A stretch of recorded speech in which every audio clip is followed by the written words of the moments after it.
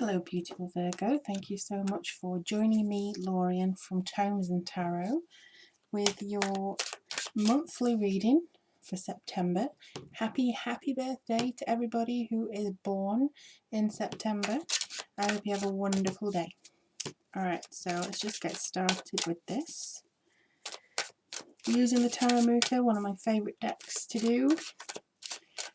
And hopefully we'll be able to get some answers for you guys very soon as to what's going on for you. This is a general reading though, it may not answer personal questions, and it's centered around Virgo Sun, Virgo Moon and Virgo Rising. I would encourage you to look at all other aspects of your astrological chart just to see which ones resonate with you most.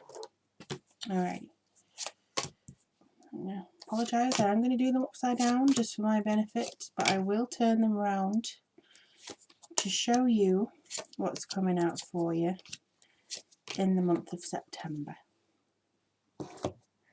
Okay, so let's have a look and see. Bit of a mixed bag, I have to be honest with you.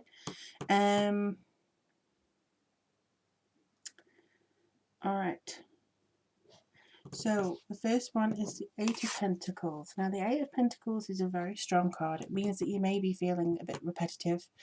I also feel like it's kind of one thing after another, just keeps going on and on and on and on. You may be trying to refine something in particular, a project, something that you've trying to go forward with, maybe study, constant study. I think that you always like to further yourself educationally, and I think that that's going to be something that you really tie onto this month.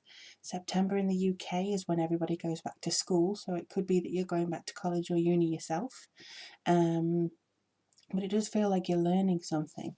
The only thing is, with the Two of Swords here, there is a particular energy that comes forward saying that you may not feel like you are progressing, even though you're doing all this work.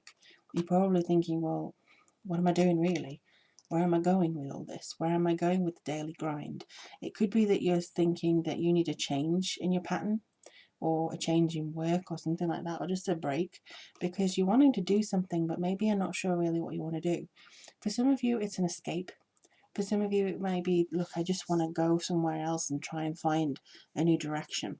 I want to travel the world, or I want to see something else that puts this stuff that I've learned to use. Or it could be that you're kind of wanting to make a choice but you don't know which is the best choice. Do I go or do I stay? And I keep doing this until I can find my place. So it could be that you're trying too hard to kind of understand too much about where this is taking you, rather than just going with it instinctively. But I do think you should use your intuition with these cards, because they're very strong and they will give you the best ideas. So if you keep focusing on this, I don't think you can go wrong, but it's this fear of making the wrong choice that's holding you back. It could be, which country do I want to go to, or which place do I want to go to. I think the main thing is that you just want to travel and you just want to go someplace. The wrong decision is a decision that's made for you by somebody else. I think that's something that you need to take part in.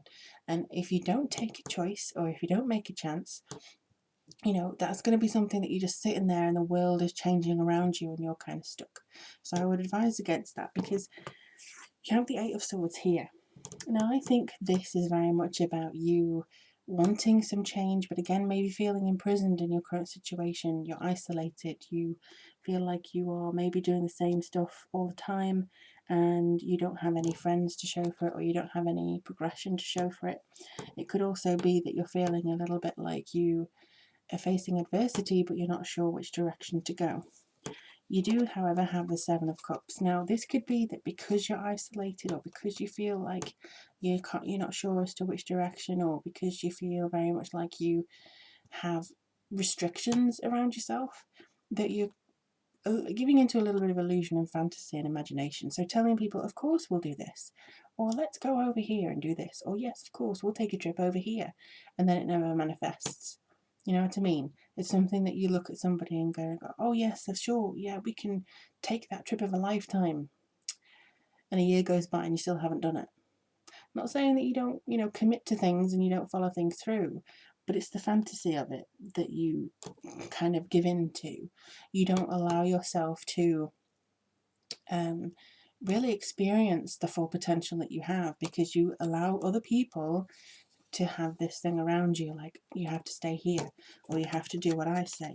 Could be family, could be a partner, it could be your sense of obligation to somebody that allows your mind to go whee. But I think that you have to move that into the physical. You have to move that into strategy and practicality. You do release yourself though. This is a very interesting competition combination.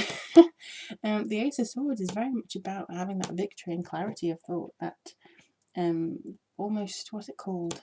Excalibur type feeling of, yes, I have the power. Yes, I can move forwards. Yes, I can do this. And it's kind of showing up and taking names and kicking butt and making sure that everybody knows your name. But the thing is, it may be that you have to drag it out of this. So something is holding you back, and it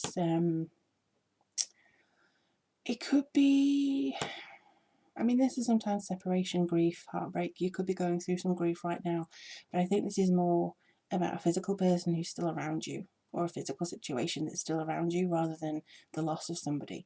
So this could be something that you're having to take out of the equation in order to move forwards. Could be a family, could be a lover, partner, job that's overwhelming you too much, or it could just be kind of laying it down on a certain way. But I feel like you're going to be victorious if you remove this block that's between you and progress. Because I honestly feel like there's something that is going on around you that you need to put a stop to, You need to say no. You need to say, hang on a second, this is not what I want. This is not what I deserve. Because if in order to get this new enterprise, you won't be able to enjoy the Ace of Swords if you're still focused on things that are in the way, or on things that aren't really being beneficial to you, or are kind of pushing you in a certain manifestation, trying to get you to do what they want instead of what you want. And I don't think it's a case of jumping in at the deep end either, because you do have the Knight of Swords, the Knight of Wands. I always get those two mixed up because they're both long sticks. And then you also have the Knight of Pentacles. So just getting the energy of these two, actually. Alright, so it could be you and somebody else going forwards, or it could be a combination of you. And it could be the fact that your Virgo self joins forces with a fiery part of yourself. Either way, both knights indicate motion. So it could be that this guy right here, who often goes forwards with an energy of lust or passion for adventure, or I want to travel, I want to move, I want to do something different, because that's often what this card means. You go forwards with a routine in mind. So yes, you want to be hasty, you want to be impulsive, you want to go, you want to go, you want to go. That's what I get from this. But you do it with an efficient, very detailed plan that gives you, or maybe not as detailed, but certainly detailed plan that gives you a sense of direction, purpose, and enlightenment, and alignment as well. These two are such a good combination to have, because while some people just go with the flow and, jump in at the deep end, and, they forgot to learn how to swim, you've learned how to swim, or you've got your armbands at least, and you're jumping in that way.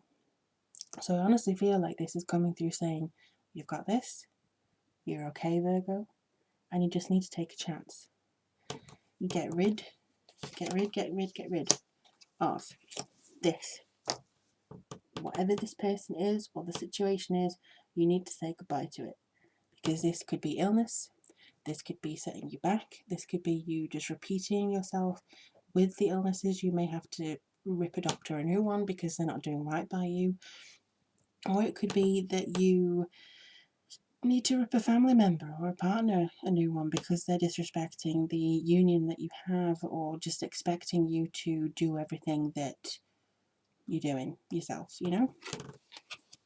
So I honestly see that's coming through as being something that's kind of important for you. And at the bottom of the deck, which is the Ghost card, which is the energy all the way through to the top, is the Tower. So this is major life change, sudden change, a revelation that may go, oh, hang on, my life is not what I thought it was.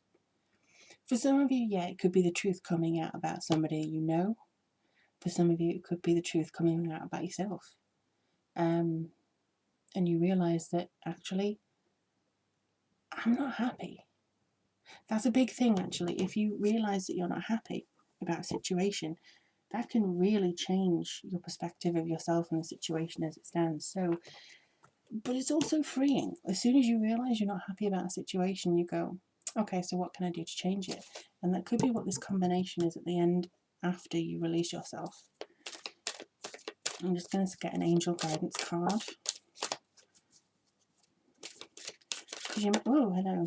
Because you may be very much organising things and stuff like that, but I honestly feel like there's something that you need to nurture.